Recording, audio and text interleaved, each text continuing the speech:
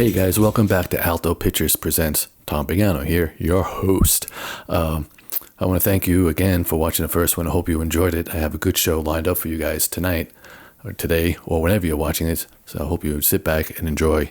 But first things first, let's hit the subscribe button and get as many people watching Alto Pictures Presents.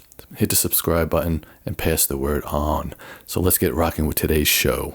Up first today, I have an episode with Joey Sommerville. Joey Sommerville is a great trumpet player, record producer, songwriter, artist who lives down here in Georgia, but he's a national talent. He's toured for years, played for years.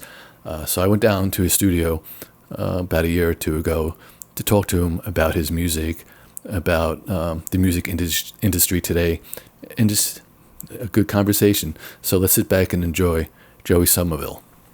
And this is, by the way, this is one of his CDs called The Get Down Club. If you're ever in the store, check it out. It's really great.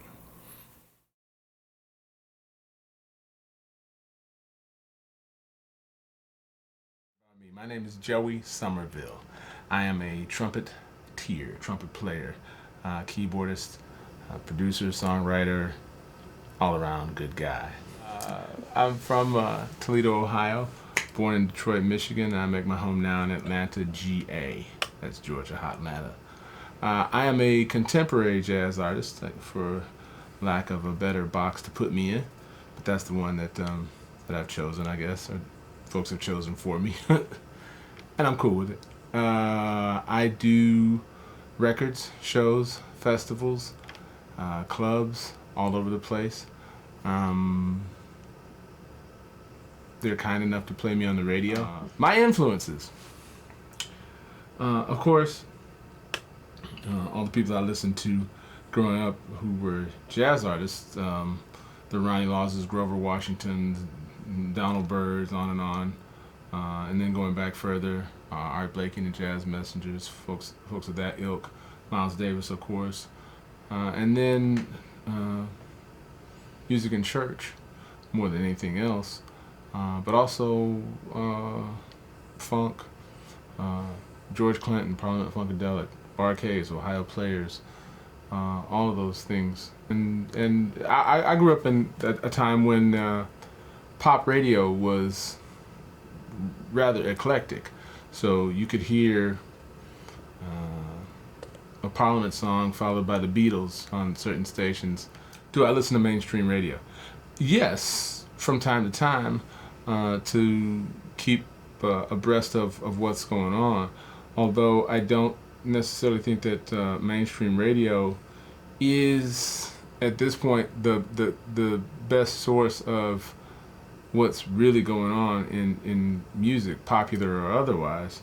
I think there's so much music that's being created that flies under the radar, if you will, and you have to sort of find it, or it finds you. I'm from that world that was 2-inch tape and analog consoles, and largely I use Pro Tools like a recorder. I do, of course, you have much more capability than you would with 2-inch tape, and the editing features are great. So I use it from that perspective, but I use it as an integrated tape machine and console and effects unit, because I have a hybrid kind of a setup, because there are some analog pieces that I will clutch and cling on to, because those are the sounds that I like, and I haven't found anything that makes those sounds per se. But having said that, if I needed to do the whole record in the box, I certainly could. I know there's people that do, and it's easier, the more you keep it in the box, and it sounds great. At this point, Pro Tools has come a long way from sonically and in terms of its capabilities, so you can do everything you need to do in the box, and a lot of people do. I just have my pieces that I love, and they're paid for, so I use them. Has technology affected music? Absolutely. For better and for worse. I think that technology is a double-edged sword, because there's so many things that you have the ability to do, and that's a great thing. But a lot of times, the challenge, I think, is when not to use the technology. For example, we're talking about Pro Tools. Just because you can do 40 takes and not lose anything doesn't mean you should do 40 takes.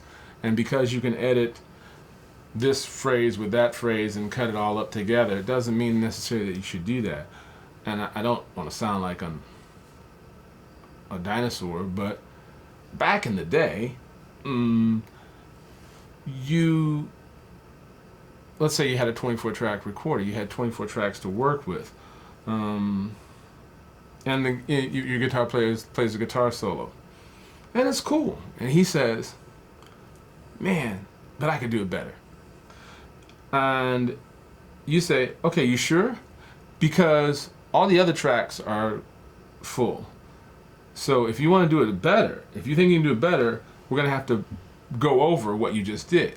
And then you make a decision, and that music becomes valid. And so you don't go chasing your tail around the donkey, which people do, and they Frankenstein music together sometimes. I call it Frankensteining it together, where you're taking this note from that thing and that note from that thing and chopping it up and edit it together and blah blah blah. And is it there? Yes. Is it perfect? Okay, great. But perfection is impersonal. Is it interesting? Is it music? Does it communicate? So I think technology, and I'm only talking about that part of the recording process. Of course, there's a myriad of other ways that technology influences music. From start with MIDI and sampling, and keep going on from there with all the stuff that's changed in the decades that I've been doing this. It's definitely influenced music for better and for worse. The question is, what is soul? I'm sure if you ask a lot of different people, you get a lot of different answers. To me,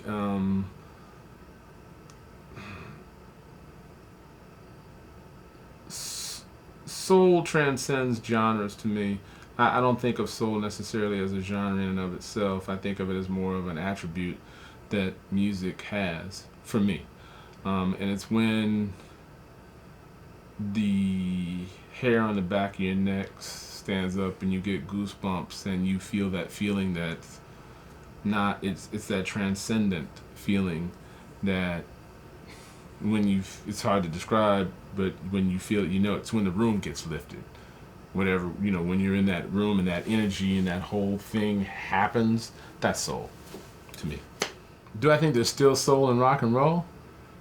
Yeah, depending on the night and depending on who's doing it. But yeah, I've played with bands and heard bands where they definitely had the thing happening. So is there still soul in rock and roll? Absolutely, because you can't kill it, and it won't. It's not. It is. What's that? Okay. Here's my movie reference. The guy in Jurassic Park, where life will find a way. I forgot his name, the actor or whatever. But soul will find a way, and it's gonna be there. It is. That's what music is. It's soul communication. Period. That's why it works. That's why people go crazy for whatever genre of music you're listening to. That's the whole point of it. So yeah, is there soul in rock and roll? There always has been, and there always will be. That's a great question. Has modern technology replaced it? No, soul. No. And you can hear it and feel it even through the machinery and the technology, because those are just mediums or methodologies for having the communication happen. So you listen to a hip hop track, and the guy on top of it is just really engaging you. But even the track itself, a lot of times there are organic and soulful elements in the track, even though it was done with a machine. So what? It was done, like as a guy programming an MPC. But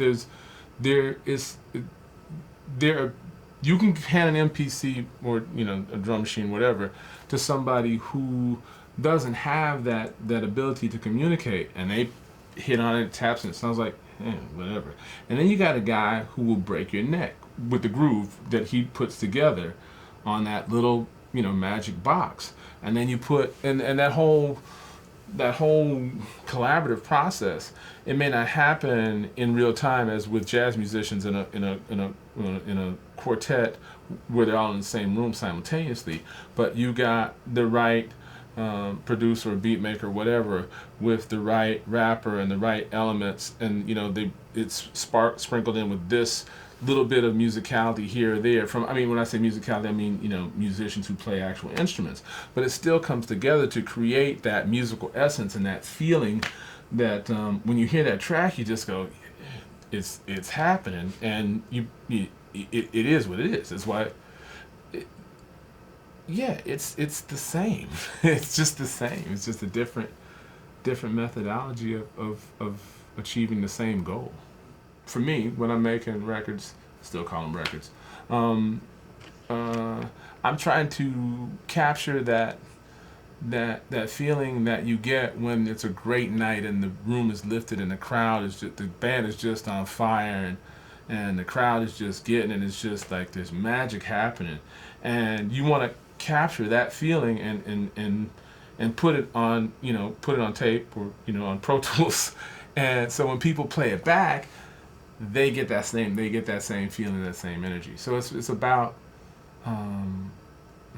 creating that musical essence so that on playback you get the same visceral kind of reaction that you would if you were sitting there or standing there, hearing the performance and getting it live and direct. Well, I hope you enjoyed that segment with Joey. Yeah, Joey's a great guy. We see each other maybe once in a while, but he's constantly playing. So, if you're listening to jazz or you want some good jazz, check out Joey. Like I said, I have a great CD here, The Get Down Club. This is one of many of his great CDs. So check him out. Check him out on whatever your music's streaming system is, Apple Music or whatever, Pandora. You can find Joey Sommerville. I highly recommend it. It's awesome. And next up, we have something a little different. I met this fella down here, MoBeats, who was a beatboxer, and he's pretty incredible. So I went down and met him down in Swanee, Georgia, and he did a little beatboxing for me. It's pretty cool. Check it out. All right. So, how did you start in beatboxing? I started when I heard Dougie Fresh, and I heard him do his little performance with Slick Rick. Remember there it's back in the days. There were Slick Rick and Dougie Fresh performing, and then I just wanted to learn how to do everything he was doing. Cool. And when is this? Like what, around the 80s, 90s? Well, I was born in '88, so This was a little bit later. Okay. Yeah, so probably around 2000, 2001, I got into old school hip hop and beatboxing, the Fat Boys and stuff like that. Okay. And did you have any training for that, or did you just pick it up yourself by watching other people do it? Or? Actually, back on AOL days, remember when everybody had AOL?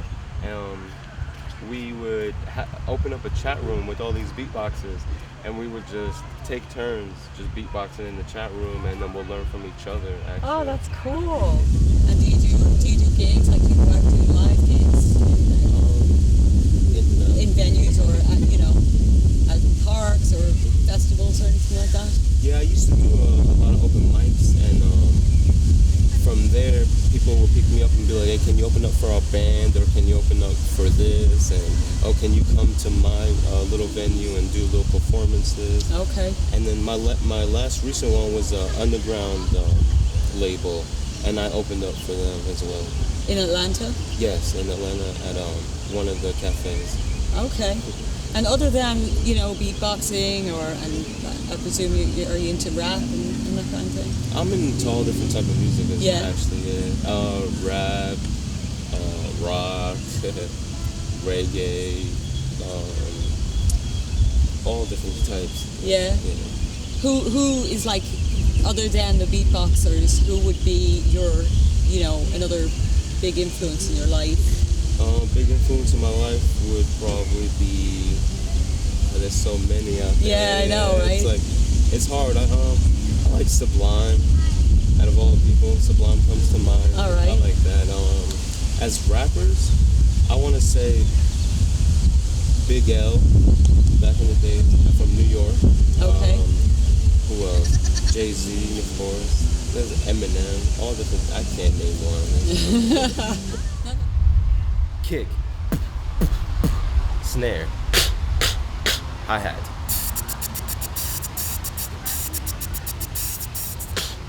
Now all together.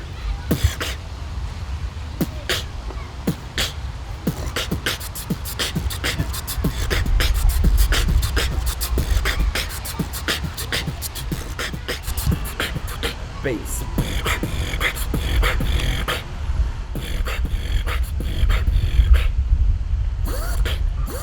I don't know what that is.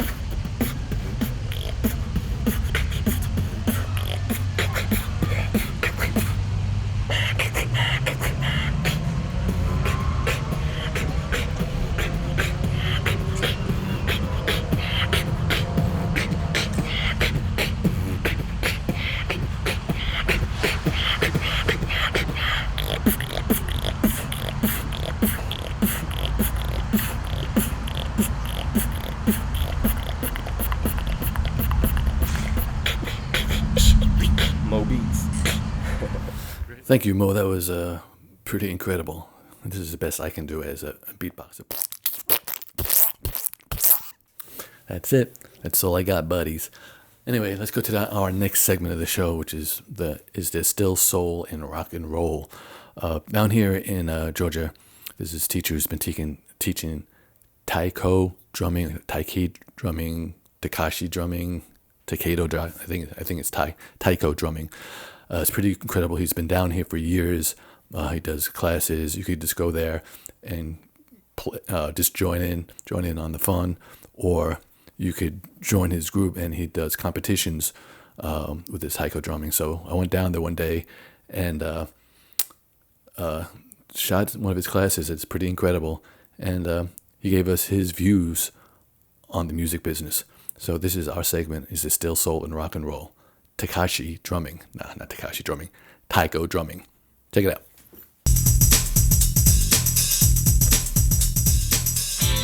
How can you tell? How can you tell when an Atlanta Taiko player is at your door?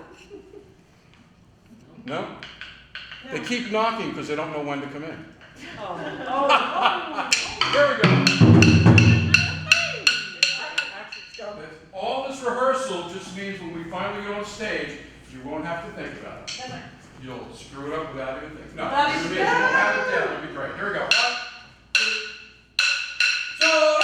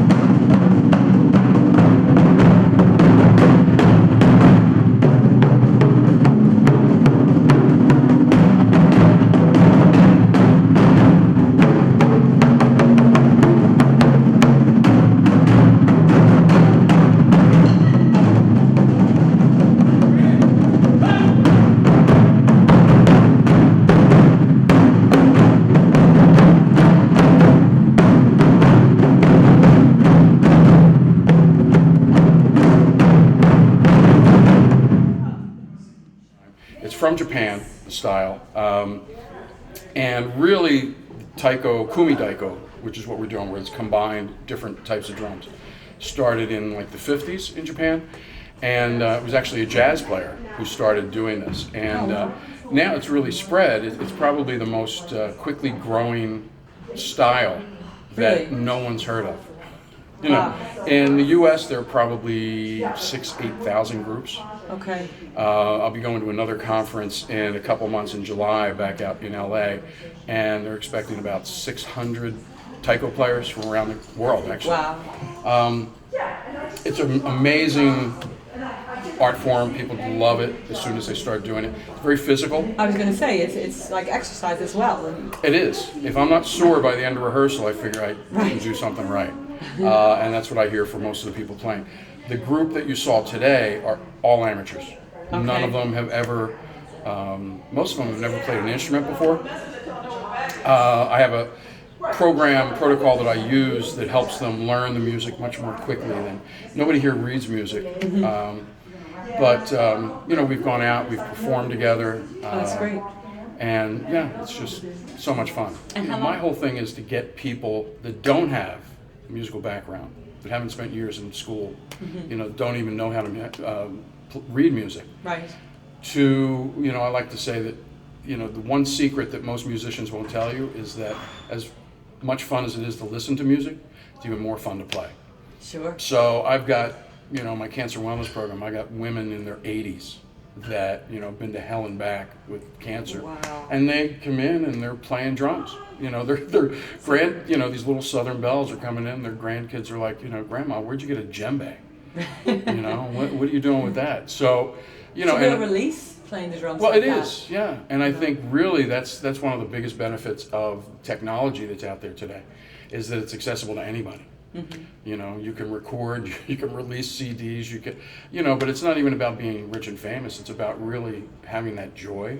Sure. And being able to connect with another group of people. There's very few things in life I think you can do at this level. And one of the things I do with the cancer wellness is we've actually done research, and research has been done, that shows playing just an hour a week on drums will raise the T cell levels in the body to fight the cancer. Yeah. And from what I hear, it's a lot more fun than chemotherapy. I think, you know, I mean, I think the soul gets lost in music when your primary focus becomes selling records and making money. You know, what I see, what it brings to people is just incredible. You know, and then I see somebody like Herbie Hancock, who is one of the most accomplished musicians, you know, that we have. And he's always trying things new, but he's also engaged in, you know, people. And it's, you know, I think music's about the individual. And, you know, whatever you want to bring to it, that's how good or bad it is, I think.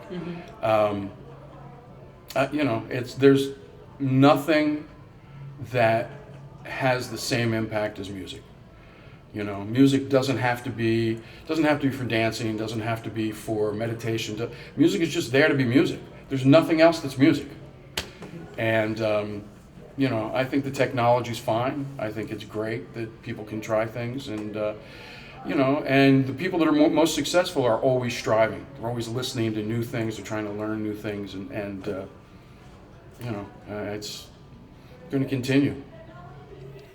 All right, that's pretty cool. Pretty cool. Yeah, I actually went down there and did a class, and it was pretty good. I was all right. He said I was good. I don't know if he was lying to make me feel good or not. But if you ever get a chance to check out Taiko drumming, check it out, because it's really, really awesome. It's an awesome release. It's a awesome sense of power and energy. So if you're down here in Georgia, check it out. Or if it's out by you, check out some Taiko drumming. At the end of the show, I'm going to show you a video that I did with a friend of mine, Alice Byrne, called New World Order. Alice had written the lyrics to this song, and very powerful and current. And so I put some riffs behind it, and we recorded this song. We recorded it in 2 days and made the video in 2 days, because we had to have it for a competition that was going on. And I think it came out really, really well. So enjoy it. New World Order.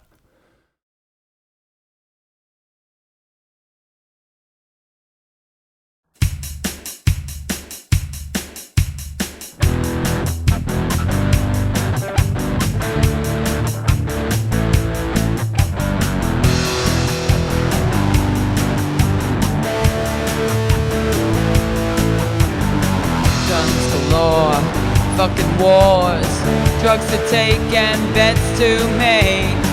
Power station, radiation, how much more can we take? Sonic booms, homes and ruins, politicians, silver spoons, waving flags and dead dog tags, destruction never ending. What is this, a masquerade? Hide behind that man. Is it real? Can it change, or is this an impossible task?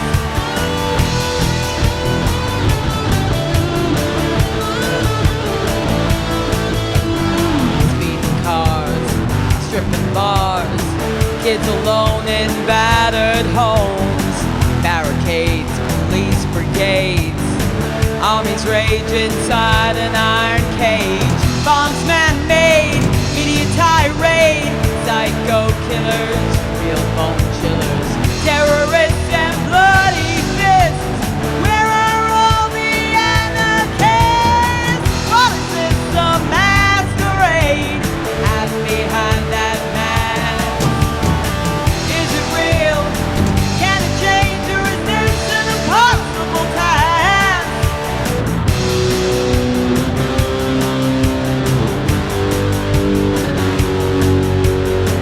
We are in a world of chaotic change. What was once normal is now strange.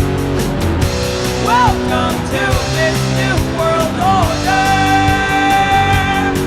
I won't lock death, I'll be stronger.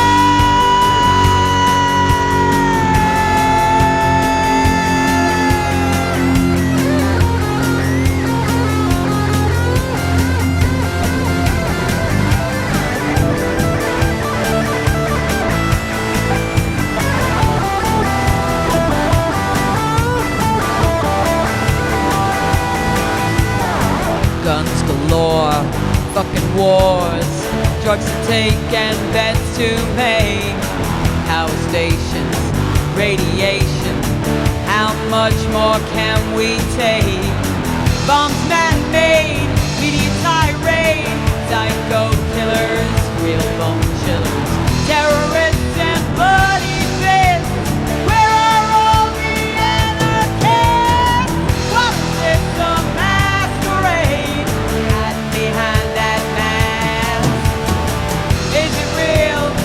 Can it change, or is this an impossible task?